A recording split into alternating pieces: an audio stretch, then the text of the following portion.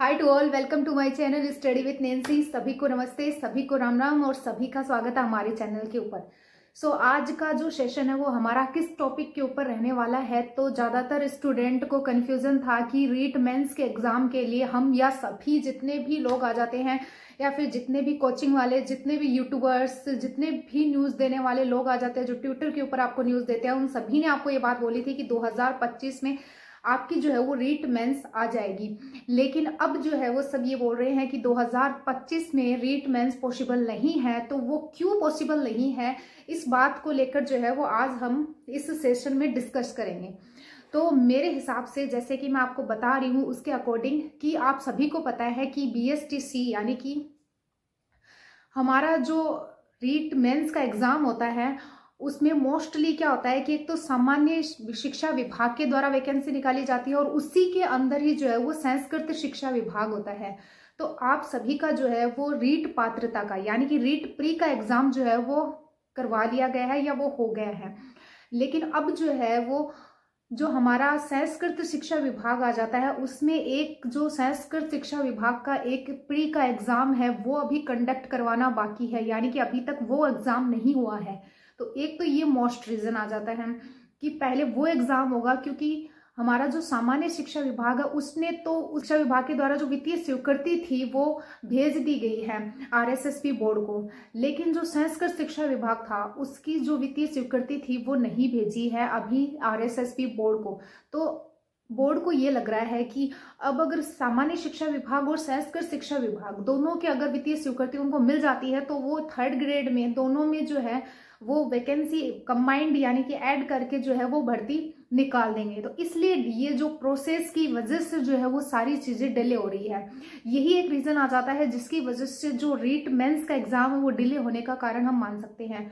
तो अब जो है वो मोस्ट क्वेश्चन ये आ जाता है कि इन सब चीजों के चक्कर में हमारा रीट मेंस का एग्जाम कब होगा और हम जो है वो इतने टाइम में खुद को स्टेबल कैसे रखेंगे, स्टडी के प्रति अपना खुद का फोकस कैसे बनाए रखेंगे, इन सभी चीजों के ऊपर हम डिस्कस करेंगे।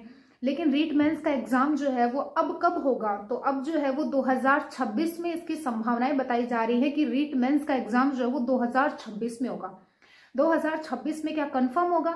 तो कंफर्म है कि 2026 में रीट मेंस का एग्जाम जो है वो आपके करवाने की पूरी संभावनाएं हैं।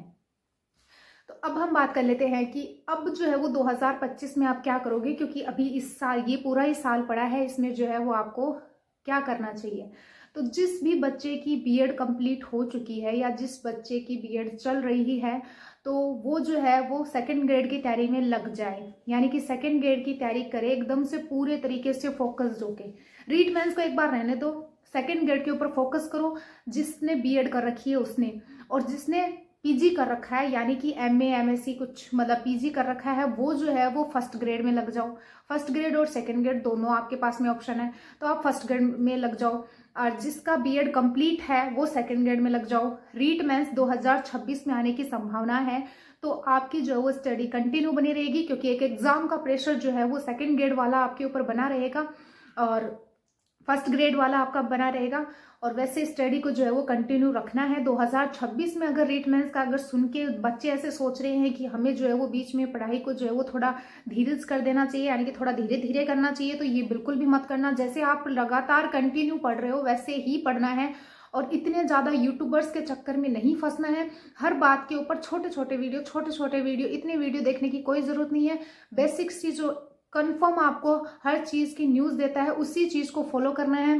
अदरवाइज और चीजें नहीं देखनी है कि कोई छोटी सी बात है उसके लिए भी आप वीडियो देखने लग जाते हो, ये सही नहीं है। क्योंकि अब आप दूसरों के हिसाब से चलोगे तो फिर आपका एग्जाम क्लियर करना है, आपको एग्जाम को आपको फाइट करना है, एग्जाम को आपको फेस करना है, तो वो आपके अकॉर्डिंग होना चाहिए, ना कि आप कैसा स्टडी प्लान बना रहे हो, आप कौन सी बुक फॉलो कर रहे हो, आपका टाइम टेबल क्या रहना चाहिए। अब दूसरा आपको टाइम टेबल बना के दे रहा है, उसके टाइम टेबल के अकॉर्डिंग आप चल रहे हो। दूसरा आपको बता रहा है कि आपको ऑनलाइन कोचिंग करनी चाहिए या ऑफलाइन कोचिंग करनी चाहिए, इस उसके अकॉर्डिंग आप चल रहे हो। तो ये सही नहीं है कि आप तैयारी कर रहे हो तो आपके माइंड सेट पे है कि कई बच्चे ऐसे होते हैं जो कि ऑनलाइन कोर्स से भी जो है वो एग्जाम क्वालिफाई कर देते हैं, तो किसी और के चक्कर में आके कि ऑफलाइन जाकर जो है वो आप वहां पे देखोगे, वहां पे एक साथ में क्यों घर पे याद नहीं हो सकता क्या? कि कई जो है मैंने देखा है कि कई ऐसे बोलते हैं कि ऑफलाइन जब आप कोचिंग करोगे तो वहीं पर जो है वो सर आपको याद करवा देते हैं।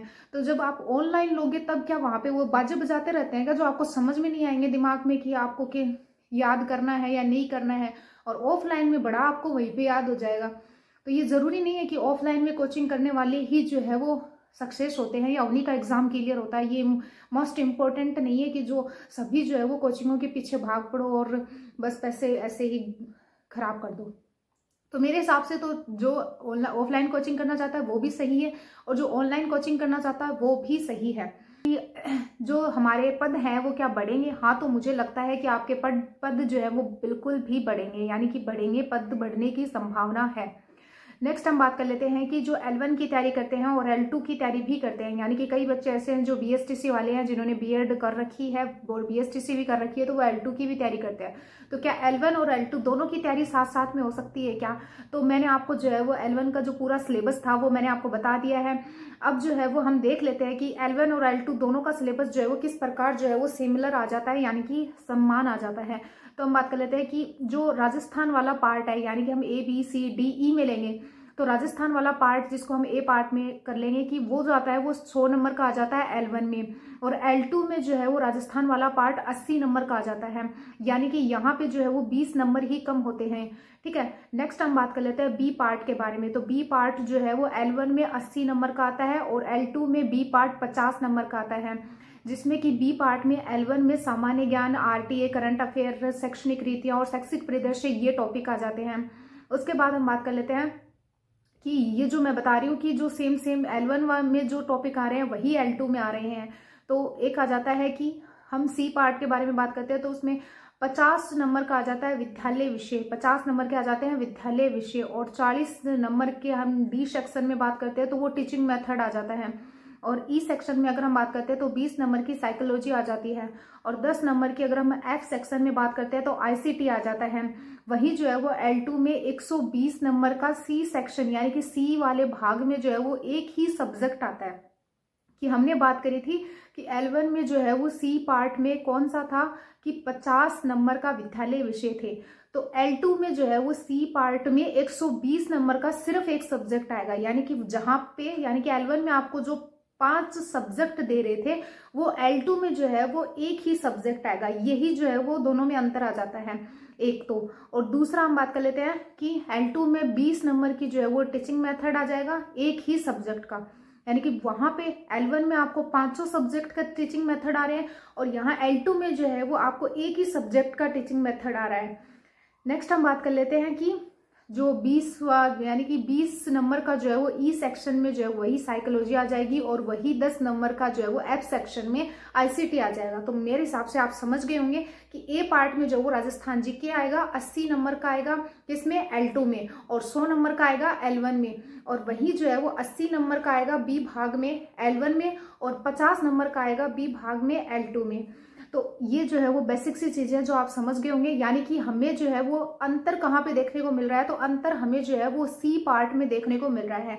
सी पार्ट में 120 नंबर का L2 में आ रहा है एक ही सब्जेक्ट, और सी पार्ट में 50 नंबर का L1 में आ रहा है 5 सब्जेक्ट, और एक जो है वो हमें अंतर देखने को मिलेगा कि जो डी पार्ट आ जाता है उसमें 40 नंबर के जो है वो L1 में आते हैं टीचिंग मेथड, और उसमें जो है वो 20 नंबर के टीचिंग मेथड एक ही सब्जेक्ट के आ जाते हैं।